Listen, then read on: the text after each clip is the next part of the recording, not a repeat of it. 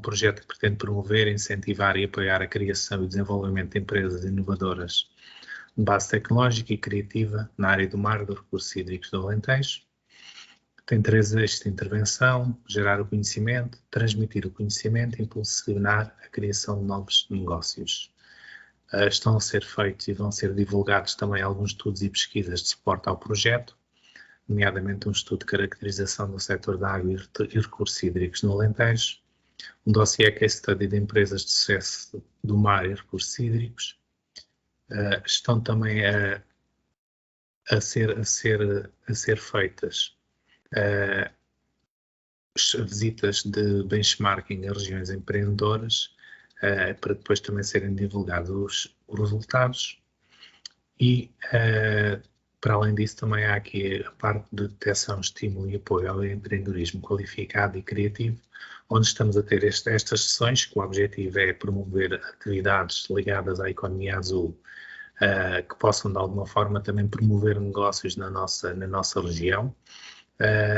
Estamos a fazer concursos de ideias de negócio nas universidades, vamos ter alguns programas de aceleração, bootcamps, sessões para técnicas de capacitação para empreendedores, e está a decorrer até 20 de março, o prazo foi alargado, era até 20 de fevereiro, o primeiro Prémio Regional de Empreendedorismo Alentejo Azul, que podem ainda apresentar mais ideias de negócio a este prémio. Depois iremos ter também sessões de mentoring e coaching ao desenvolvimento de ideias inovadoras, nomeadamente às ideias que participaram nos diferentes concursos de ideias. Pronto, e assim de uma forma simples e rápida, para não perder muito tempo, porque esta não é a parte mais importante, ficam também aqui os nossos contactos. Alguma questão que queiram, estejam interessados, podem nos enviar e-mail, que nós teremos todo o gosto em responder. Boa tarde a todos. Vou então aqui iniciar a partilha.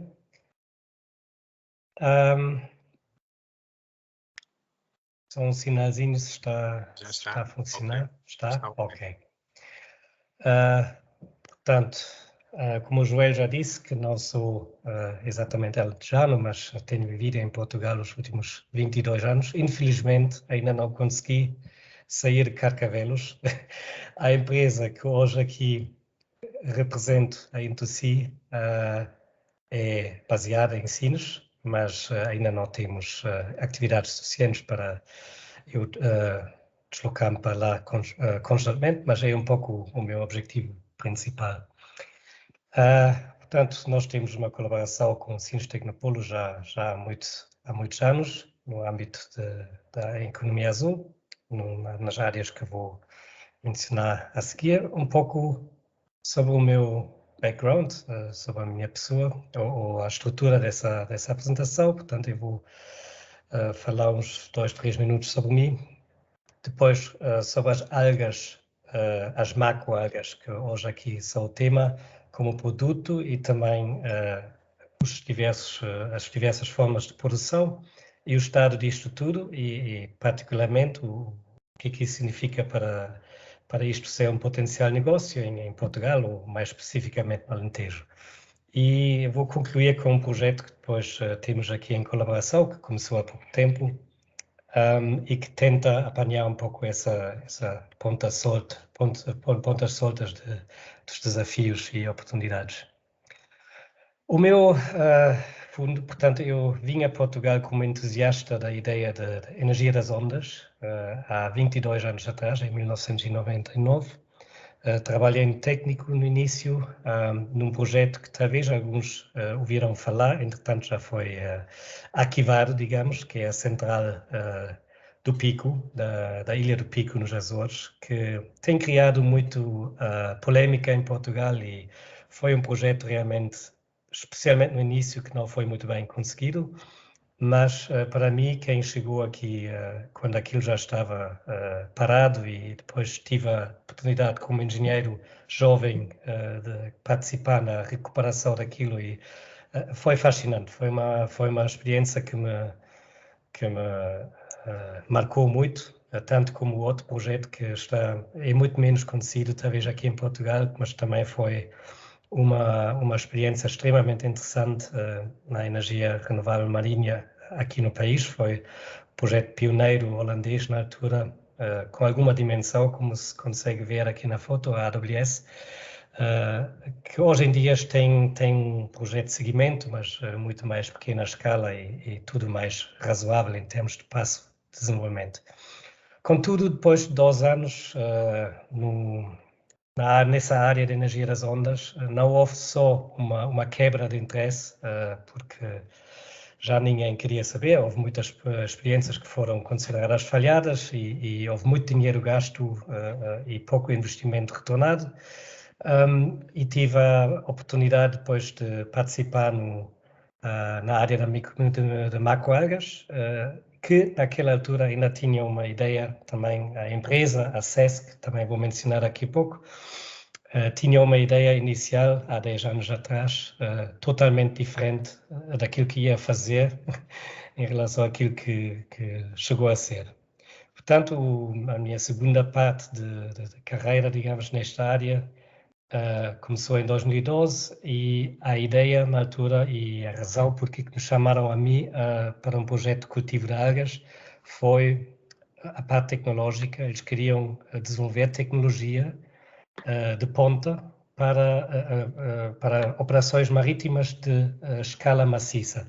Estamos a falar de vários quilómetros quadrados, de dezenas, centenas de quilómetros quadrados de cultivo para fazer bioetanol, ou seja, como se usa milho e soja e outras plantas terrestres para bioetanol ou biocombustível, a ideia na altura era usar algas. Isto é um tema que ainda está por aí fora, mas na altura não foi isso que aconteceu.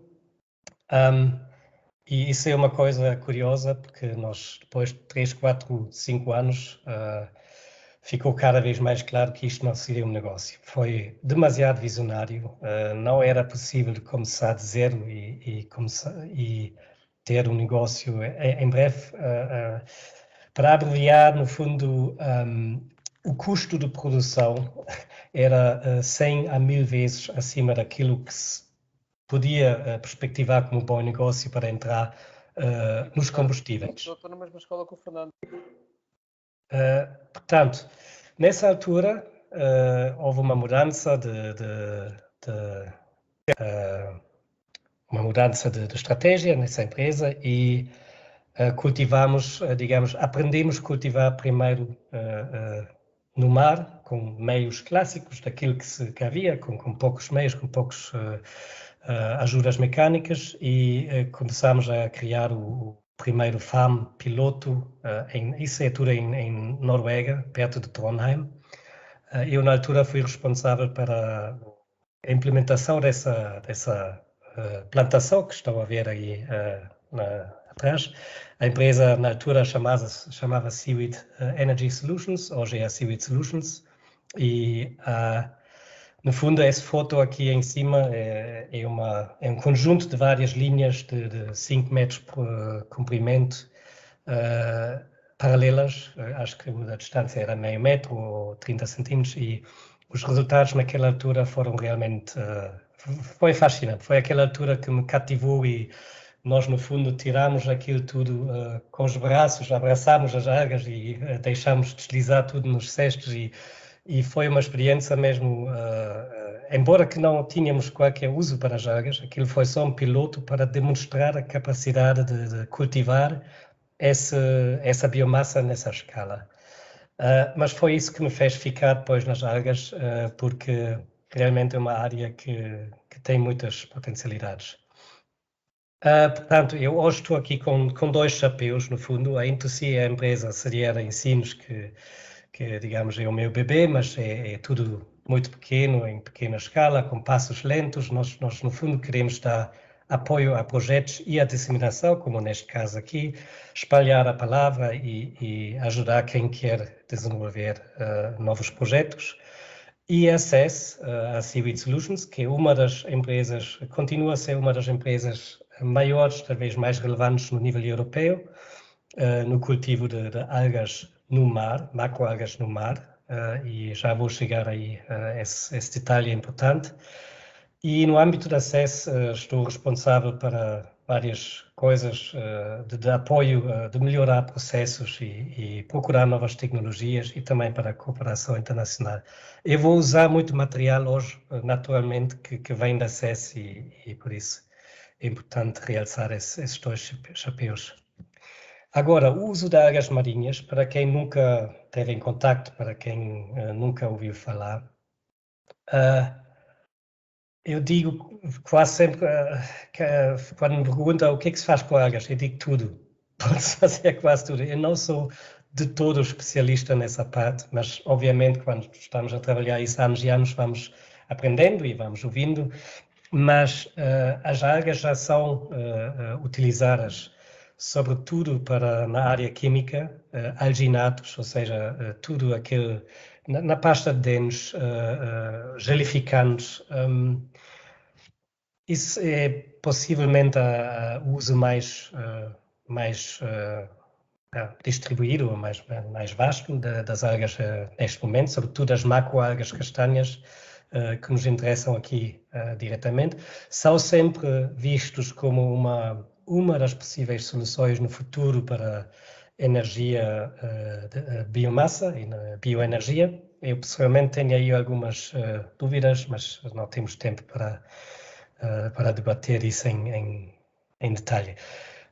Facto é que é um grande desafio de cultivar esse material com preços que depois o consumidor, o sector downstream, ou seja, quem usa essas algas ou quem compra, consegue e quer pagar. Né? E por isso, em Europa, no futuro próximo e no presente, é mais na área de delicatessen, né? Comidas inovadoras, vegan, onde nos temos que concentrar, e estamos a falar aí de volumes de cultivo por ano de 1000 toneladas, algumas milhares de toneladas. Neste momento, só para terem uma comparação, nós temos na SES, estamos à espera de recolher a volta de 200 toneladas este ano, outras empresas têm mais 100, menos 100, no total talvez estamos neste momento em Europa nas 100 toneladas.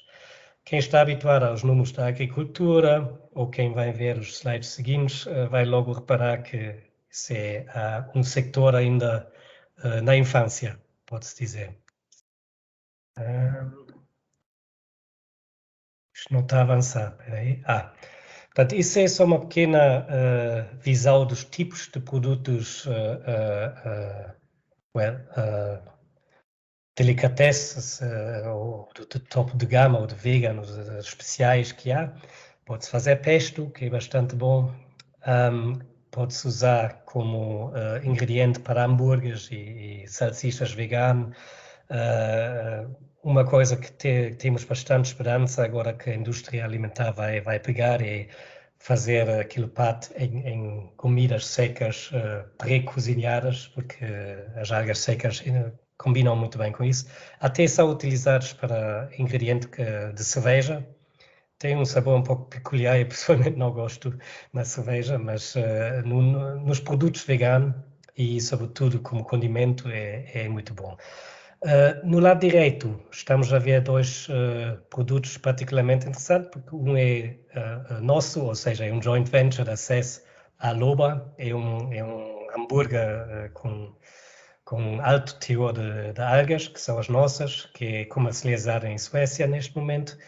E acima é o Toque do Mar, que talvez alguns conhecem, que é a marca aqui de Portugal, da Alga Plus, da empresa em Ilhavo, que é igualmente pioneira, talvez mais pioneira do que a SES, no que diz respeito a produtos alimentares a partir das algas, porque a Alga Plus concentrou-se desde o início na parte alimentar. E pronto, vou mencionar essas relações mais tarde. Há muitas vantagens da alga em si como bem alimentar. No fundo, quando metemos aquilo no mar para crescer, tudo o que ele precisa é o mar, é os nutrientes do mar e o sol. E comparado com com alguns alimentos, com todos os alimentos terrestres, a sustentabilidade pelo menos no papel, é muito maior. Na prática, ainda não é tanto, porque é tudo de pequena escala e aí as eficiências são muito pequenas. Há um crescimento muito rápido neste momento em Europa, e isso que todo o sector estava à espera há anos, desde que nós, há 6, 7 anos, orientámos-nos para a produção alimentar, ficou cada vez mais um ano, e sempre estávamos à espera, agora vai arrancar, e nunca arrancou. E agora, pela primeira vez, temos mais pedidos do que conseguimos cultivar, portanto, parece que há aqui uma atração e uma procura realmente interessante para esse tipo de produto.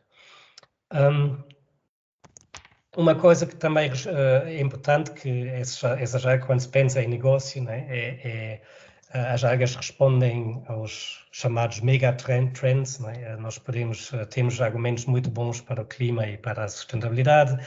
A economia azul está em todo lado e é complicado fazer algum negócio nessa área, especialmente em Portugal, por vários motivos. Mas também a saúde. Os ingredientes são muito interessantes, tem muita fibra, tem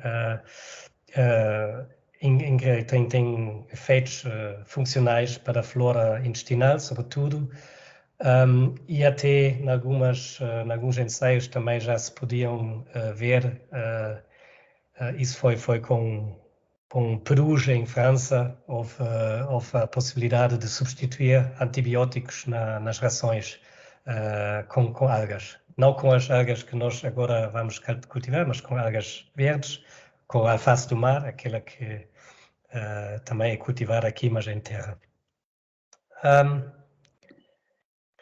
Isto não vou entrar em detalhe. Algas, em termos de sabor, também tem um fator muito interessante, essas algas marinhas, que é o umami, aquele sabor, aquele quarto sabor que em Ásia é muito comum. Aqui em Europa ainda só agora estamos a começar a aprender de lidar com esse termo e de descrevê-lo. E também tem ácidos gordos não saturados, ômega 3. Portanto, o peixe tem ômega 3 porque come algas, basicamente essa a mensagem. Portanto, é conhecido que há muitos valores alimentares. Há também um valor que pode ser um risco, que é o iodo. Isto é uma coisa que nos está a dar luta neste momento, porque existem em Europa, em Alemanha particularmente e também em França, existem valores de limite para o iodo que se deve consumir, porque há pessoas com insuficiências que depois não conseguem lidar bem, e para essas pessoas pode ser perigoso a ingestão de muito iodo, e por isso os limites são muito, muito pequenos.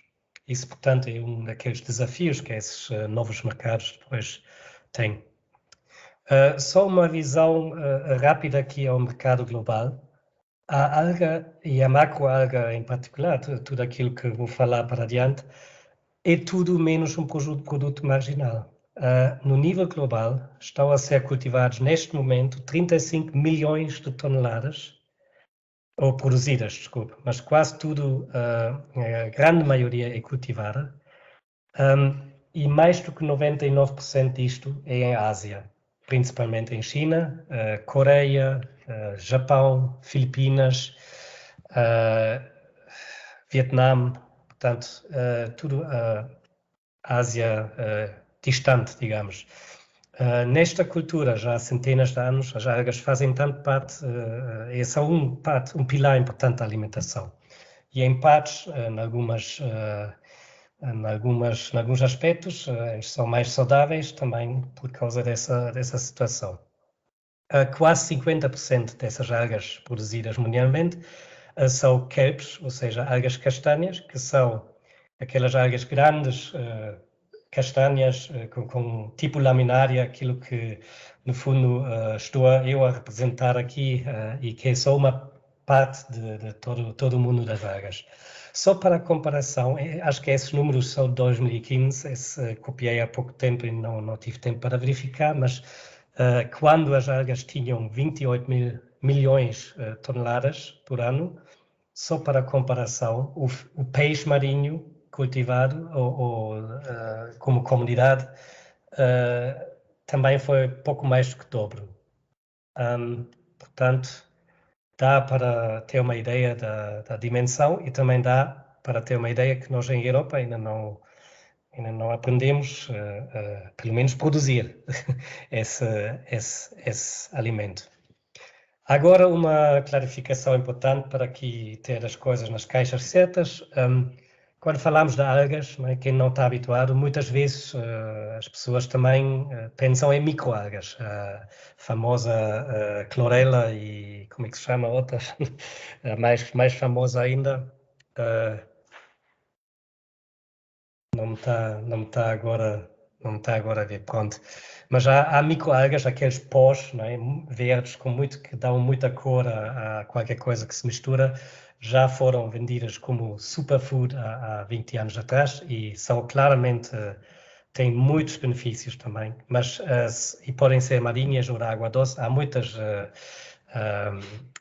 espécies, mas são uma coisa diferente, são familiares em termos biológicos, claro, são muito relacionados com macroalgas, mas o tipo de produção é totalmente diferente. Portanto, eu hoje não falo de microalgas e há empresas e atividades de microalgas muito interessantes em Portugal, porque elas são cultivadas em fotobioreatores, ou seja, em tubos ou em instalações com muita superfície transparente, vidros, tubos de vidro, e depois são bombados lá dentro e crescem conforme energia. Quanto mais energia solar há, melhores condições para esse tipo de cultivo, e em Portugal, obviamente, há boas condições e há muito conhecimento. Depois há macroalgas de pequeno porte, que é o que eu chamo aqui macroalgas onshore, que são tipicamente algas vermelhas e algas verdes, o alface do mar, a palmária ou a pórfira, que é a nori, que é muito conhecida como aquela alga que dá a volta ao sushi, isso é nori. Essas algas já têm sido cultivadas numa base comercial com muito sucesso e de uma maneira bastante impressionante pela Alga Plus, a empresa em Ilhavo. E vamos depois também ouvir um pouco mais da Alga Plus. O produto principal deles é uva. E agora, da CES, onde eu estou envolvido, essa empresa é pioneira em Escandinávia e tem um foco naquelas algas castanhas que se cultivam mesmo lá fora no mar. A CES, portanto, é baseada em Trondheim, tem uma maternidade mesmo na margem da cidade, em Trondheim, tem uma unidade de processamento, é uma empresa de produzir caranguejos e eles depois alugam no espaço todos os anos para processar as nossas algas, porque as algas são extremamente sazonais, só se tira essas algas do mar durante 4 a 6 semanas, depois de Páscoa, durante 4, 6, no máximo 8 semanas. E tem, neste momento, 65 hectares de área de cultivo numa ilha fria fora de Trondheim. E fizemos já há 10 anos atrás alguns testes no mar em Portugal e estamos agora a começar outra vez a fazer testes semelhantes, que vou falar um pouco depois. O processo de cultivo pode-se talvez categorizar em 4 pilares. Há o hatchery, ou a maternidade, né, onde são criados os pequenos sementes, os seedlings, como nós dizemos, os bebês, digamos. Eles são criados em laboratório, tipicamente em cordinhas pequeninas, em fios, que depois são aplicados em cabos maiores para ser postos no mar depois, em ambiente controlado ou semi-controlado, ou seja, com luz artificial e, digamos, laboratório, mas é mais uma espécie de armazém. Depois, quando são macroscópicos, quando se consegue ver os pequenos bebês, são transportados para o farm, para a exploração no mar, e são postos com embarcações para dentro da área de cultivo. Depois crescem 4 a 6 meses, tipicamente, portanto é um processo bastante rápido, O chato é que tem que se ir lá fora no mar, no dezembro, janeiro, que é muito pouco simpático, especialmente lá em Noruega. Não é um trabalho que é para todos. E eu, às vezes, até estou bastante contente de estar baseado aqui em Portugal e não ter que participar em tudo. Mas, obviamente, isso vai ser mecanizado e vai melhorar também. Mas, neste momento, é trabalho bastante duro. Depois, quando as algas são colhidas do mar, são processadas, neste momento, o que se faz é tipicamente saltear, limpar e congelar.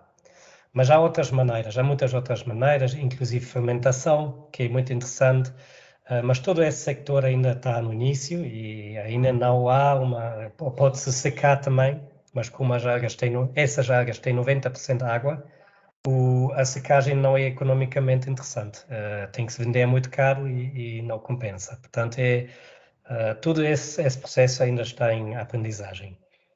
E depois, um desafio quase pior de todos, ou mais difícil de todos, é depois vender as algas, porque quem pode comprar, quanto mais dinheiro o cliente tem, mais barato querem comprar, não é? Qualquer pessoa que está dentro do sector de produção deve já ter feito essa experiência.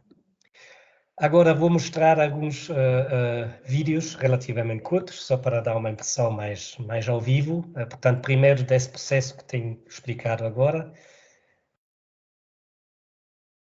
Está a passar com som? Ok. Portanto, aqui são as algas no mar e quando temos a oportunidade de ver as algas por baixo da água, realmente num dia como esse, é muito compensador. Esse era o nosso primeiro farm, portanto, isto já vai uns anos atrás, esses vídeos, mas o material realmente é... Por acaso está sem som, Frank? Ah, é? Uhum. Então tenho que corrigir isso. Mas aqui é só música, Não portanto importa. não é muito importante, mas... Então eu vou deixar a partilha aqui depois disso. Aqui vê-se o produto final e pronto, a maneira como se pode usar isso. Olha, eu vou agora deixar de partilhar e partilhar novamente com som. Uhum.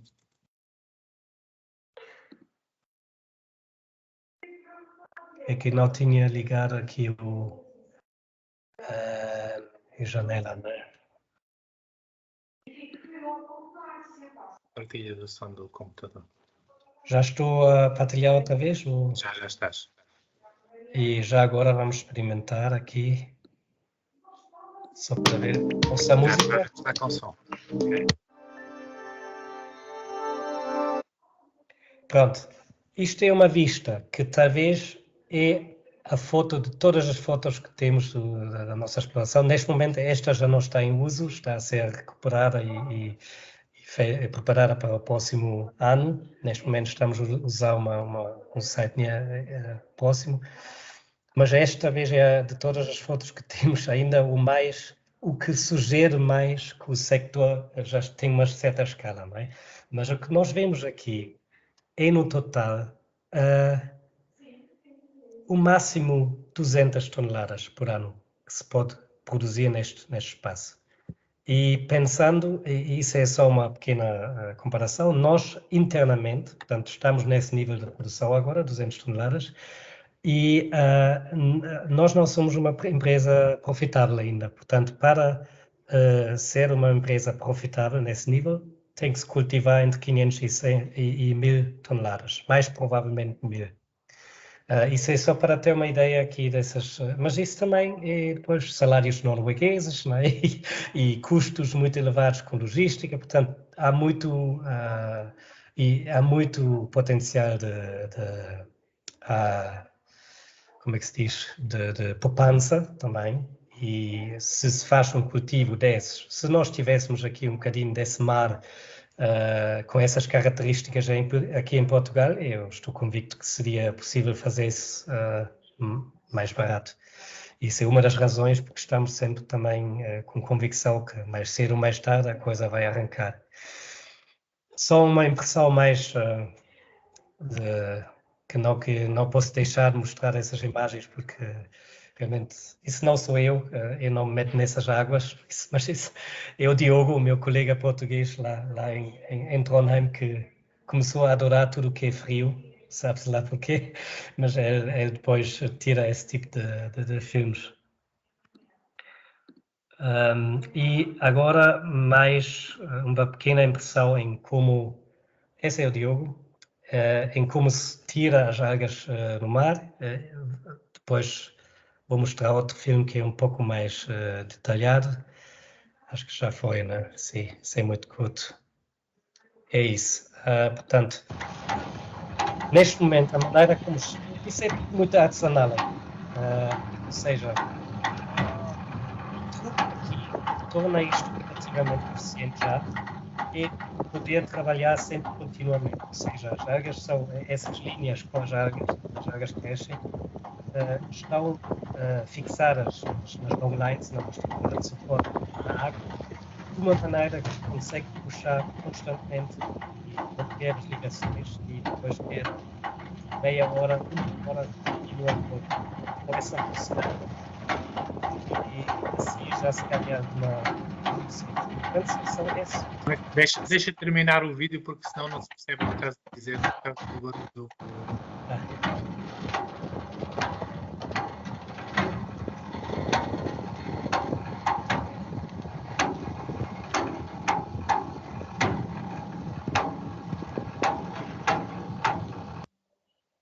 Pronto, o que estava a dizer é como se consegue ver os processos que estão a ser utilizados neste momento, nessa escala, ainda não são muito sofisticados, não é? Aquilo é muito como pesca artesanal, há uns truques para fazer aquilo tudo mais eficientes, por exemplo, aqui arranjamos uma maneira de fixar as algas na estrutura de suporte, de uma maneira que podemos puxar constantemente um cabo para dentro, durante meia hora, ou assim, se tudo correr bem, e assim ganha-se muita eficiência.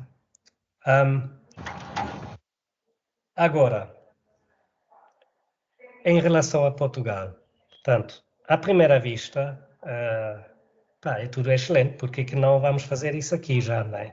Há um forte apoio neste momento, talvez o apoio é mais moral do que verdadeiramente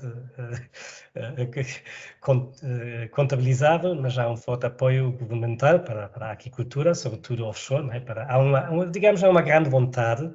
O mar está a ser chamado o desígnio nacional já aos últimos 10, 20 anos, desde que estou aqui, e eu penso que as autoridades e os ministérios em causa realmente fizeram um esforço e acho que há uma séria aposta dentro das limitações e das possibilidades que há, mas há uma forte vontade de exploitar toda essa área vasta que o país tem. Agora, o que acontece é que os locais ideais, que são aqueles que são um bocadinho mais protegidos da ondulação, são escassos em Portugal, nem sequer temos fiordes, né? Temos 2 estuários com uma dimensão razoável, e temos talvez poucas áreas mais ou menos protegidas dentro de áreas portuárias ou em alguns cantos do Algarve, mas o vasto potencial, ou aquilo onde realmente o negócio pode crescer quase interminável, é nas áreas expostas à ondulação. Só para ter um contexto, de modo geral, porque é que há tanta aposta, porque é que se fala tanto de algas ou nessa área. A alimentação em 2050 provavelmente não vai ser a mesma como hoje, né? No total esperam-se 50 a 70% mais, eu penso que são mais proteínas, não, alimentos é muito pouco preciso, na verdade, eu traduzi isso há pouco tempo, não é muito feliz, mas a mensagem é que grande parte disto deve vir à aquicultura, se pessoas querem ou não. Nós já agora as nossas touradas e os robalos, a maioria daquilo que comemos no prato de dia é cultivado e, infelizmente, não em Portugal, tipicamente em Turquia, Grécia, Itália, Espanha, porque as águas são mais quentes. Mas também há uma nova aposta em espécies de baixo nível trófico, ou seja, sobretudo algas bivalves, filtradores, que não precisam alimento, que não precisam a adição artificial de alimentos, não é? E gaiolas e coisas assim. Tudo que se pode cultivar simplesmente deixando lá no mar. Esses são vistos, pelo menos pelos estrategas, como futuro da aquicultura. Quem sabe um bocadinho sobre o mercado do mexilhão, por exemplo, sabe que a realidade ainda não chegou lá. O mexilhão é um produto extremamente barato para aquele que cultiva o mexilhão. Portanto, há cultivo de mexilhão e de ostras em Portugal, e esses cultivadores, embora que as condições lá no Algarve são razoáveis para esse tipo de cultivo, penso que têm todos alguma luta de sobrevivência, porque não há ainda uma procura suficiente. Essa necessidade de mais alimentos de baixo nível trófico ainda não se traduziu numa procura concreta, né? E, sobretudo, há uma competição muito grande para as poucas concessões que chamamos nearshore nesse caso, ou seja, aqui em Portugal essas zonas são as zonas entre Sagres e Vila Real de Santo António, portanto, quase todo o Algarve. Para algas penso que seria mais interessante mais perto de Sagres, mas nessa área já há muitas concessões de bivalves e também de peixe agora, e há muita competição entre eles e também com o lazer, né? com turismo, obviamente. Por outro lado, as macroalgas são um vasto mercado e mais cedo ou mais tarde vai haver muito procura. A expansão para águas mais profundas não é uma questão de acontecer ou não acontecer, isso é uma questão de quando acontecer. Portanto, em Portugal, nós fazemos tudo para aprender o máximo que podemos agora, com pouco custo, porque não há um mercado imediato, há muita tecnologia, há muitos processos que têm que ser desenvolvidos ainda um bocadinho, uns bons anos, mas é uma alta prioridade explorar essas zonas e mais cedo ou mais tarde vão ser exploradas. E quais são? Porque que é tão difícil? Portanto, sobretudo aqui a ondulação extrema. Só para dar aqui uma ideia, isso é um barquinho numa ondulação de 2,5 metros. Isso é uma onda, tipicamente, num dia normal encontramos aqui, e com essa ondulação é perfeitamente possível aplicar essas técnicas do norte da Europa e aquelas linhas de cultivo e fazer tudo igual. Portanto, à primeira vista, aquilo parece que, pelo menos durante 300 a 350 dias por ano, não há assim um grande problema de fazer esse tipo de cultivo. O problema são os outros 2, 10, 15, talvez mais dias, em que nós aqui nesta costa podemos ter uma ondulação até valores entre 20 e 30 metros. E isso basta. Agora, com esse surf em Nazaré, ficou muito mais conhecido, né? Que em Portugal, de facto, há grandes ondas. Em Nazaré, aquilo é um efeito local, costeiro, que é diferente, mas criou digamos, aquela sensibilidade, talvez. Em Leixões, por exemplo, todos os anos são medidos ondas singulares, dessa ordem de grandeza, fora no offshore, no alto mar, não é? Em 100 metros de profundidade ou 200 metros de profundidade. E a força destrutiva desse tipo de onda pode-se ver em Nazaré, mas também pode-se ver vendo simplesmente alguns cálculos. A onda em si é 10 vezes mais alta, mas a potência destrutiva é incomparavelmente maior. Portanto, qualquer estrutura que fica lá, no mesmo sítio, simplesmente vai ser arrasada.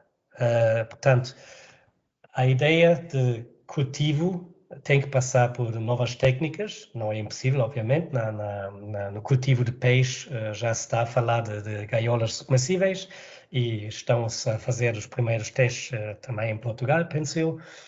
E nas algas e nos bivalves também essas estruturas simplesmente têm que ser submersíveis e bastante longe da costa para ter profundidade suficiente para submerger mais do que 50 metros, porque uma onda de 20 metros vai ter um impacto ainda muito notável em 40, 50 metros de profundidade. Isso era só uma pequena introdução, porque que agora aqui não há mais atividades já nesse nível. É mesmo apenas o mar, que é totalmente diferente do mar do norte da Europa, onde quase tudo tem uma certa proteção e o dia a dia é mais chato, é vento, é chuva, é frio, mas a ondulação em si, aquilo que pode destruir mais facilmente as estruturas, é mais limitada. Nós, no âmbito disto tudo, começámos há pouco tempo um projeto financiado pelos EA Grants, em conjunto com a Alga Plus, sobre a possibilidade de mutuamente ajudar com aquilo que nós em casa não temos. E nós em casa, neste caso, sou eu na Noruega, portanto, acesso em Noruega tem condições às quais não há acesso imediato aqui em Portugal e vice-versa. Ou seja, em Portugal há muito espaço futuro com um potencial enorme e uma vez aprendido o cultivo nessas áreas, vai ser mais fácil e mais barato, de certeza absoluta, do que fazer aquilo em Noruega. Porque o mar lá, o offshore lá é bem pior do que o offshore cá. Sobretudo em termos de dias que se pode ir lá fora e trabalhar.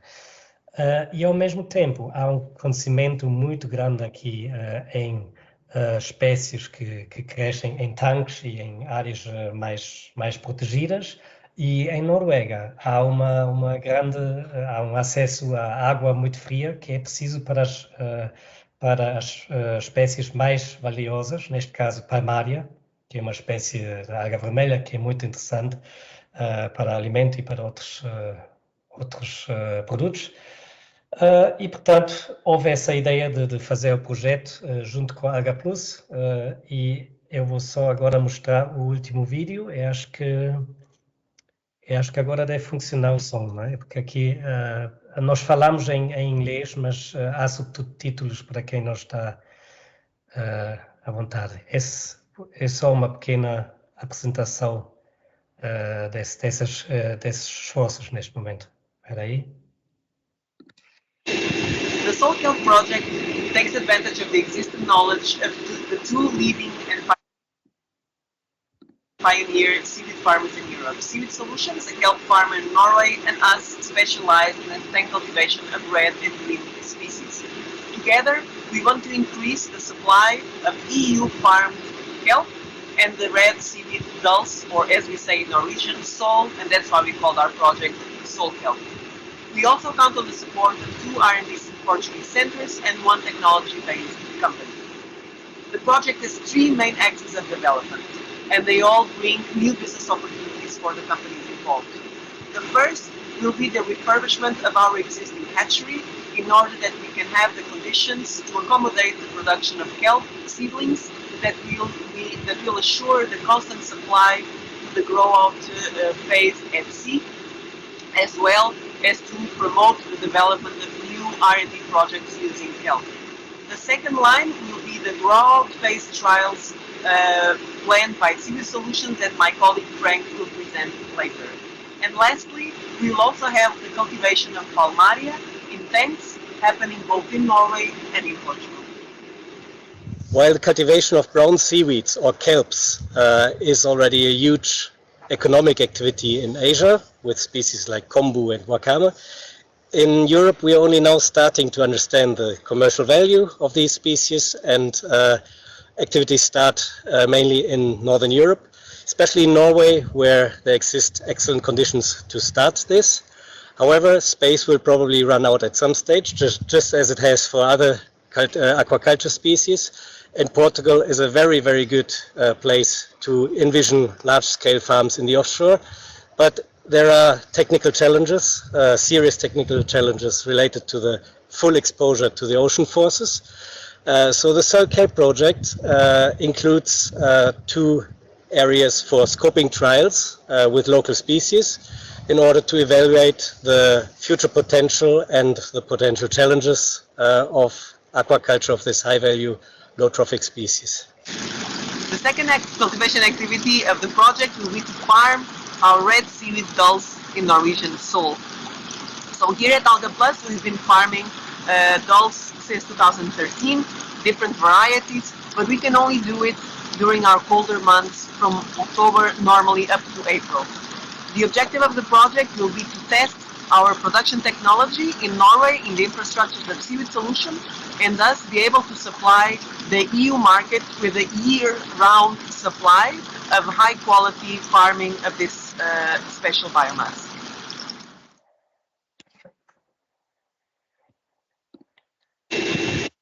Pronto, e os primeiros passos desse projeto, portanto, já aconteceram este inverno. Isto é uma boia offshore, né? que foi posta pelo Instituto Hidrográfico, e a esperança que nós tivemos era realmente que, envolvendo o hidrográfico, então a coisa é o mais seguro que pode ser, e só que ambas as boias que tivemos, que colocámos há poucas semanas aí, foram já perdidas, ou não foram perdidas, mas foram à deriva, foram cotadas perto do fundo, ou seja, aquilo foi claramente pesca de arrasto, ou pesca de uma certa escala que possivelmente não viram, porque não é vandalismo nem... não é fácil cotar o cabo lá embaixo, portanto aquilo é uma atividade muito provavelmente ilegal que há lá fora, a pesca de arrasto perto da costa, que é um tema interessante para analisar para algumas entidades lá fora, né? Mas nós temos realmente fortes suspeitas que é isso que está por detrás dessas pedras. Portanto, infelizmente, esses ensaios já começaram e já quase acabaram. Vamos agora voltar a pôr as algas, mas o crescimento, o ciclo de crescimento já está bastante interrompido. Felizmente ainda temos mais uma época e vamos tentar fazer mais sensibilização para a próxima época e ver e esperar que talvez pelo menos uma boia sobrevive. Mas isso mostra muito bem a diferença aqui de ambiente em que estamos. Também tivemos algumas algas em águas diferentes, que não são típicas para Portugal. No lado esquerdo é dentro da área portuária do Porto de Sines. Eles ficaram bastante entusiasmados de ter a produção de macroalgas no Porto de Sines, pelo valor, digamos, mediático que isso pode ter, não é? O Porto de Sines apoia o cultivo de macroalgas, que absorve CO2 e tudo isso. Obviamente, nesta escala é apenas experimentar, mas esses ensaios em si, estou bastante curioso o que vai dar, e também até colocamos umas algas nos próprios tanques de terra da Alga Plus, onde esse tipo de alga normalmente não cresce, mas pode haver alguns resultados interessantes. Eu vou terminar aqui a minha intervenção. Espero que ainda temos algum tempo para um debate e posso ter outras slides ou fotos relevantes se a situação exige. Muito bem. Obrigado, Frank, pela tua apresentação excepcional, que agradecemos desde já.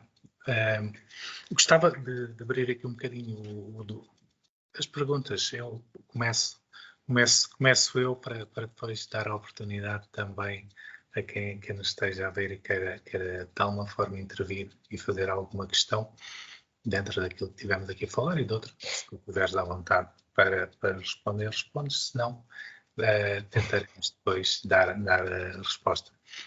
Aqui a questão económica, a questão da rentabilidade da exploração aqui no nosso mar, quais são as expectativas que existem? É, como já disse antes, as atuais técnicas de cultivo em escala exigem áreas de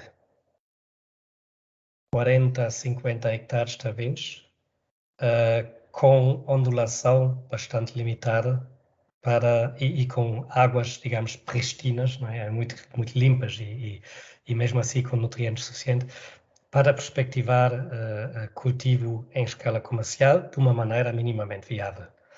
E esses 40 a 50 hectares não estou a ver, a não ser em algumas áreas do Algarve, e mesmo aí ainda é bastante exposto, mas nessas áreas sabemos que há cultivo de mexilhão e de ostras e tem funcionado razoavelmente bem aquelas long lines que eles têm posto lá. Portanto, eu penso que se há áreas a partir desta dimensão, no Algarve, talvez mais perto de Lagos para cá, para Sagres, eu penso que aí pode ser uma boa oportunidade. Eu acredito que pode funcionar e até pode já, com técnicas atuais, pode já ser viável. O desafio lá é mais ter as mãos numa concessão, né, dessas dimensões. Sei que alguns existem e até estão à venda, mas são preços absurdos, ninguém se vai meter nisto. Portanto, é mais uma questão de haver muito poucas áreas em que realmente se pode imaginar isso, por causa das características físicas do nosso mar. Né? Muito bem.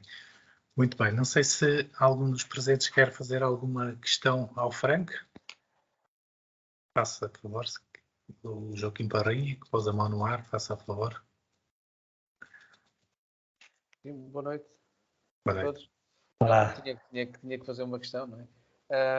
Frank, Claro. já nos conhecemos há uns anos, acho eu, mas pessoalmente ainda Sim. não. Portanto, conheço-vos a vocês e a Helena. Eu comecei esta história das algas em 97, 98, algo que não havia. A minha questão é: Sines facilitou a colocação da vossa experiência. Sines, a Autoridade Marítima e a Direção-Geral da Autoridade Marítima não levantou, pronto, e como é dentro do Porto, a Autoridade Portuária, mas isso é contornável. Em offshore, vocês experimentaram em offshore e a Autoridade Marítima autorizou os testes? É a Autoridade Marítima para este tipo de coisas que é o parceiro, não é? É o IH nesse caso, ou seja, eles têm autonomia para fazer esse tipo de ensaio, mas como é só uma boia, não é? Também não é uma coisa a partida muito crítica. Se tivesse sido uma empresa, nós, não é, a pedir a licença, assim, seria um processo via DGRM. Simplesmente para uma boia ou duas boias provavelmente também não havia muitos problemas, porque não há como é que se diz, não há um risco imediato para a navegação, não é? O risco principal que há é a pesca ilegal vai pescar aquilo tudo. Mas, portanto, no nosso caso, do projeto SOCAP, foi o Instituto Hidrográfico quem colocou lá a boia e assim, no fundo, contornamos essa questão. E que espécies é que vocês pretendem desenvolver aqui na nossa zona? Neste momento não é bem pretender desenvolver, não é mais são testes que nós não sabemos se têm seguimento ou não. Eu sou escéptico, não é, em relação a esse desenvolvimento no nível comercial, mas obviamente a sacarina latíssima, sempre o sugar kelp, não é sempre um candidato, mas Sines já é um bocadinho sul para essa espécie, como deves saber. E a laminária ocreloca é interessante também. Ela é definitivamente um candidato, e um candidato que também foi falado simplesmente porque cresce nessas águas e é endógeno é a sacoriza. Mas aí pessoalmente não sei muito bem até que ponto pode ter interesse comercial para a alimentação humana, que não está na lista das espécies cedíveis, e há alguns entraves aqui. Sei de outras empresas que, sobretudo no Algarve, que querem muito cultivar Aspergopsis, que é uma espécie em princípio invasora, né? Mas tem estado há tantos anos em Portugal que parece que as autoridades não a veem neste momento como invasora, e que é interessante por causa daquela história das vacas, né? Isso também muita gente já deve ter ouvido falar, mas houve uma grande história à volta de um estudo em Austrália que fizeram com essa espécie. Deram nas rações as vacas essa alga e tiveram 95% de redução de emissão de metano. E agora isto começa mesmo, se isso for validado, né, em uma escala temporal maior, pode ser um efeito de curto prazo, ou daqui 3 semanas a vaca pode voltar a fazer o mesmo, ou daqui 2 anos. Mas se aquilo se verifica realmente com um efeito duradouro, né, pode-se revolucionar o cultivo, não se diz cultivo, né, o cultivo de gado, né, nesse nível, no nível mundial. E seriam, de repente, a produção, exato. Seriam necessários quantidades brutais de Asparagopsis, portanto, obviamente, o cultivo seria um dos caminhos para dar, e há sempre alguém que vai com essa ideia aqui em Portugal, e eu não me vou opinar sobre a parte ambiental aqui, simplesmente que falta-me conhecimento, mas sei que um pouco há quem está contra porque é invasivo, há quem está contra porque a Asparagopsis também tem alguns efeitos negativos potenciais no clima, também não é bem analisado ainda, mas de modo geral nós pensamos em kelps, né? Ou seja, nessas 3 espécies, talvez pode haver uma outra, mas sempre espécies endógenas, e enquanto a leitura das autoridades e de cientistas na área, Isabel Sousa Pinto, Esther Serrão, ou outros, enquanto essas pessoas não veem um problema se aplica se se cultiva uma espécie um pouco a sul daquilo que ela naturalmente se reproduz, penso que todas essas espécies podem ser consideradas à partida. Muito bem, Frank. O Magnum Gomes levantou a mão, penso que quer fazer uma questão. Faça a favor. Ok, comecei por agradecer. Só quero perguntar, não sei se o Fran falou ou não, quanto tempo dura para retirarem as linhas do cultivo?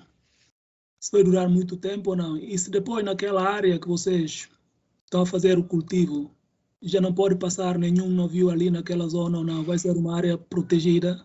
Muito obrigado, era só isso. Sim. Portanto, o tempo de cultivo, aqui em Portugal ainda não sabemos bem qual é o melhor timing, não é? Porque não se tem feito tanto cultivo como só uns ensaios caem lá, pelo menos daquilo que nós conhecemos. Mas partimos do princípio que o tempo no mar é durante o inverno, ou seja, começa no novembro e acaba no maio, junho. A partir de junho, as algas tipicamente têm crescimento, biofouling, não é? Tem outros organismos a crescer por cima e aquilo fica rapidamente degradado e até se desfaz, não é? Portanto, em relação ao tempo de cultivo é mais ou menos isso. Nós em Noruega já começamos logo depois da Páscoa, meados de abril, começamos a ter as algas, porque lá no maio já começa o biofouling e nós, como queremos vender um produto limpo para a alimentação, e perdemos muitas toneladas acima, porque nesse tempo, de abril a junho, as algas crescem, tem uma explosão de crescimento, pelo menos lá. Aqui em Portugal presumimos que é um pouco mais gradual, porque há sempre a luz, não é aquela diferença de luz enorme que há em Noruega. No janeiro não há luz, não há, simplesmente. E depois no maio há luz a noite toda. E aqui em Portugal é um pouco mais, e isso tem uma influência, né? Tudo isso tem que ser estudado, mas basicamente são esses meses. Vai ser mesmo mais mês, menos mês. Em relação à passagem de navios, esse é um aspecto muito importante e pertinente, e de facto não seria responsável nesta fase da indústria, nesses métodos de cultivo que há neste momento, não seria responsável por permitir barcos externos passar por cima. E isso é um grande desafio. Mesmo que as linhas são tipicamente postas 2 metros submersas, portanto quase todos os navios, todos os barcos de recreio a não ser um veleiro de uma certa dimensão com quilha já pode ter problemas, mas os barcos de motor, que é o mais grave, né, por causa da hélice ser presa numa corda, num cabo, esse risco, em princípio, não é muito grande, não existe, mas mesmo assim, lá em Noruega e nos outros sítios, tipicamente são áreas de produção em que ninguém mais entra, tanto como nas áreas de produção de peixe também ninguém entra, né? O problema é que são áreas muito maiores, que a partida, cá em Portugal, não será muito crítico, pelo menos para lazer não será, porque aqui na costa ocidental só pode acontecer se vamos mesmo lá para fora, e já há muito pouco barco de lazer que anda lá, né?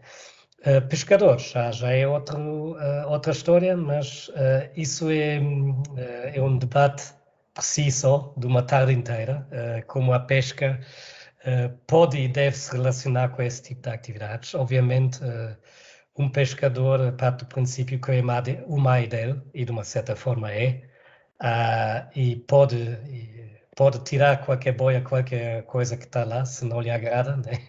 Pelo menos por enquanto. Mas os pescadores talvez podem ser também, podem se adaptar à ideia que, no fundo, não só a alga em si faz bem aquele ambiente, vai atrair jovens de peixe, vai atrair vida marinha, mas melhor ainda se ninguém vai lá. Portanto, se nós temos uma área de 1 hectare fechado, e 1 hectare não é muito, vamos dizer 100 hectares fechado, onde ninguém entra, também nenhum pescador, quer dizer que aí o peixe tem um refúgio. Aquilo é uma área, é aquilo que se tem falado também de áreas de energias renováveis marinhas, nos parques eólicos, ou nos parques das ondas, onde tenho o meu histórico e lembro-me desses debates. Aquilo, na verdade, fazia bem a pesca ter várias áreas grandes onde mesmo ninguém entra, porque quando ninguém entra também ninguém tira lá o peixe cresce lá até ter um valor comercial muito maior do que teria se vamos constantemente todos os dias lá fora e tirarmos desesperadamente o bicho mais pequeno que ainda lá anda, né? Portanto, tudo isso é uma aprendizagem longa e vai ser difícil, vai ser um caminho difícil, mas eu penso que essa coisa de não ir lá, o mar é tão grande que deve haver espaço para todos aqui.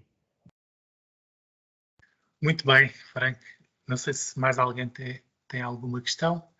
Dava ainda abertura a mais uma, se não houver, concluímos por aqui. Não sei se ainda alguém tem alguma questão, se não, por hoje ficaríamos por aqui. E já foi muito interessante, pelo menos para mim que não percebo nada do assunto. Já devias. E já me trouxeste algumas para eu comer, é verdade.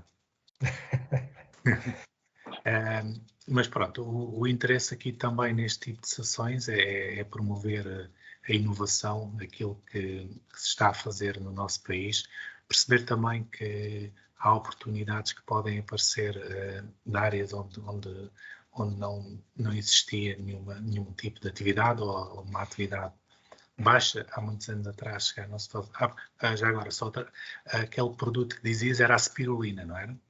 Isso, exato, a spirulina, como é que não me lembrei dela? Não é Tenho uma em casa que nunca mais como, porque aquilo dá uma cor terrível a tudo. Dá uma cor tóxica, mas deve ser tão saudável, mas eu não gosto, eu gosto de macroalgas.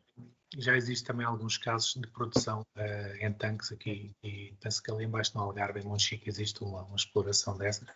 Pronto, são áreas que não eram muito vistas. Pronto, o nosso objetivo também é promover este tipo de inovação com este projeto dentro da área da economia azul. Vamos trazer aqui mais temas e brevemente também as pessoas que estiveram aqui presentes e nas outras sessões que já tivemos, vamos também fazer eco disso e dar a conhecer estas áreas, para vermos que muitas vezes há produtos onde podemos inovar Também, há uns anos atrás, no caso das algas, ninguém comia o sushi, não é?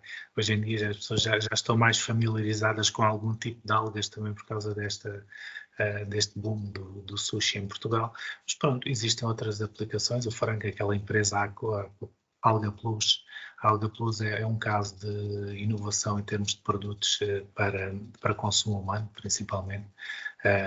Se visitarem, não estou aqui a fazer publicidade, mas é claramente, ninguém me pagou para isso, não é? Mas é claramente um exemplo de inovação no produto, que podem ver aquilo que eles estão a fazer, conservas que incluem também algas. Pronto, existem diferentes aplicações, e é um bocado aqui abrir aqui a perspectiva a novas utilizações. Se não houver mais nenhuma questão, resta-me agradecer a vossa presença